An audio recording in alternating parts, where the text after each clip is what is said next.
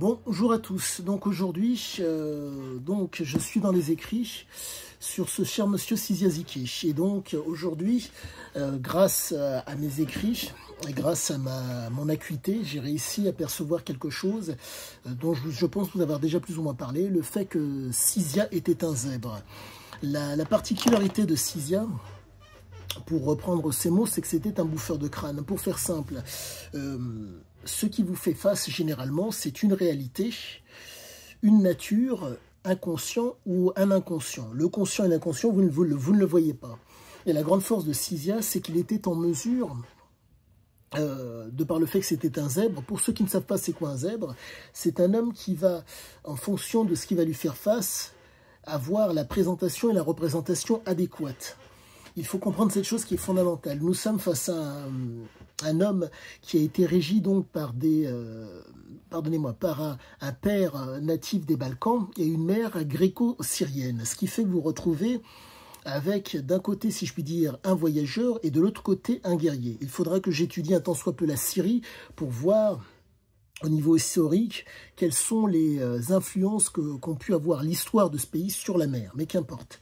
Au-delà de ça, quand vous avez déjà ces gènes de voyageurs de par le côté grec et ces gènes guerriers du côté albanais, vous vous retrouvez donc avec un homme qui a une maintenance, une contenance. Cette contenance fait que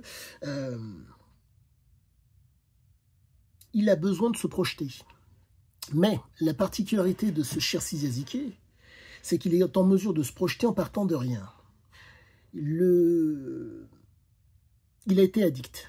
Cette addiction, dans son cas, a été extrêmement stimulante. Elle a été stimulée déjà d'une par le père, de par les substances que le fumait le père, et aussi de par ses propos et de par aussi la mère, de par la conduite de la mère. Il faut comprendre cette chose qui est fondamentale. Siziaziki, de son vrai nom Jean-Charles, a pris le nom de son père lorsque son père est décédé. Il l'a mis sur tous ses papiers. L'influence du père a été telle que l'homme appréciait de sodomiser des personnes, qu'importe, la gente féminine. Mais ce que j'essaie de vous expliquer, c'est que vous êtes face à un fils de guerrier et un fils de voyageur. Et ce qui donne quelque chose de très très spécial en termes de représentation de ce qui lui fait face. Dans son cas, il y avait un trouble, et un besoin de tension, un besoin de conquérir les choses. Mais, malencontreusement, de par le fait que l'addiction est rentrée dans sa vie, vous vous retrouvez donc au niveau physiologique avec une impulsivité qui est absolument normale, soit dit en passant. Mais cette impulsivité n'était pas apparente. Il faut comprendre, quoique, elle était susceptible d'être apparente, mais pas tout le temps. Il faut comprendre que les premiers temps par rapport à l'action à venir, il était dans l'observation, il était dans la prise d'information pour pouvoir voir comment, en faisant fi, pardonnez-moi, des obligations de la loi et du droit, pouvoir être la personne qui dirige. Nous ne sommes pas face à un prédateur, mais nous sommes face à un être qui domine. Le privilège entre guillemets, l'intéresse, mais c'est le privilège d'être unique, d'être le seul, de faire quelque chose de différent. Il faut comprendre cette chose. Il est stimulé par le fait d'être le premier, de faire mieux que les autres. L'emballement dû aux substances qu'il a prises tout au long de sa vie et de ce qui est arrivé au niveau de la période de gestation de la mère. Il faut savoir que la mère, compte tenu du fait elle l'a portée au Maroc, durant l'année 49, donc anxiété par rapport à un lieu qui est différent de la Grèce et de la Syrie, et donc de l'Albanie, que connaissait le père et qu'était susceptible de connaître la mère, et de surcroît, il y avait du stress, car à l'époque, il y avait un début d'indépendance. Il faut savoir que l'indépendance du Maroc est arrivée en 56. Donc, il a baigné dans cette espèce de stress et dans un bain d'anxiété, dans le ventre de sa mère. Ce qui fait que le père, entre guillemets, par rapport à son choix de vie, son choix d'être guerrier, d'avoir des activités complètement différentes, histoire que de se stimuler, prenait des substances pour réduire l'impact du stress sur sa personne. Mais il faisait en sorte d'agencer ce qui l'environnait de façon à faire en sorte d'être au mieux. Le monde est une parodie. Mais il est impératif que les gens sur lesquels on assoit une autorité, ce qui était fréquemment le cas de Siziazike, viennent à croire à la parodie, ou considèrent la parodie comme étant valable.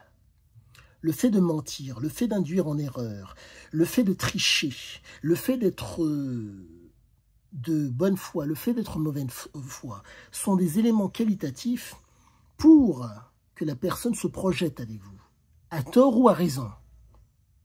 Et Siziazike était coutumier de ce type d'approche par rapport à une situation. Et ça donne toute la mesure et tout le sel de ce que je lis actuellement. On est réellement face à quelqu'un qui, pour moi, entre guillemets, ne ment pas. Il vous expose sa pensée, il vous expose la façon dont il va asseoir une autorité sur vous. Si par le biais du mensonge, vous allez dans son sens, donc vous lui permettez d'asseoir une autorité sur vous, il le fera. Si vous voulez l'aventure, il ne vous refusera pas l'aventure, du moment que ce soit lui qui domine, pardonnez-moi, c'est soit lui qui dirige. On est face à un être absolument normal. Il faut comprendre que il n'a jamais pu s'arrêter de fumer. Il l'a souhaité à un moment donné, il ne pouvait pas. Pourquoi? Aspect neurophysiologique, voire physiologique, dont je vais vous parler. Au niveau donc des catécholamines, en un mot, des récepteurs. Les récepteurs nicotiniques étaient très développés chez lui, ce qui fait que quand il arrêtait de fumer, et quand il le souhaitait, le problème c'est que les récepteurs étaient extrêmement présents. Et que pour combler cette envie irrépressible, simple fumer, c'était fini. D'où le fait que recherche de plaisir immédiat, l'avenir c'est après. On peut préparer l'avenir, mais d'abord l'instant présent. D'où cette incapacité à pouvoir s'arrêter de fumer. Car envie irrépressible, donc on arrête l'envie irrépressible en consommant. Consommer ce qu'il faut pour que l'envie du moment soit satisfaite. Induire en erreur, mentir, manipuler, tricher, être de bonne foi ou de mauvaise foi pour avancer dans l'aventure qu'il souhaite. Voilà ce qu'il était. Et donc, c'est par le texte que je vous donne ces éléments-là. Et donc, autre élément dont je vous avais déjà parlé, le fameux conditionnement. Conditionnement et renforcement négatif. Dès le plus jeune âge, l'anxiété et le stress que la mère a vécu dans son ventre, qui fait que, à partir de là, une évidence s'impose. La précision, qui exige une exagération. Voilà ce qu'il en est par rapport à l'homme et ma compréhension du jour. On est réellement face à quelqu'un qui, dans ses écrits, explique ce qu'il a vécu. Faut-il pouvoir lire entre les lignes? J'ai l'outrecuidance de croire que j'arrive à percevoir et un tant soit peu déchiffrer ce qu'il y a entre les lignes. Quoi qu'il en soit, à tous, excellente fin de journée, je vous dis à bientôt pour la suite.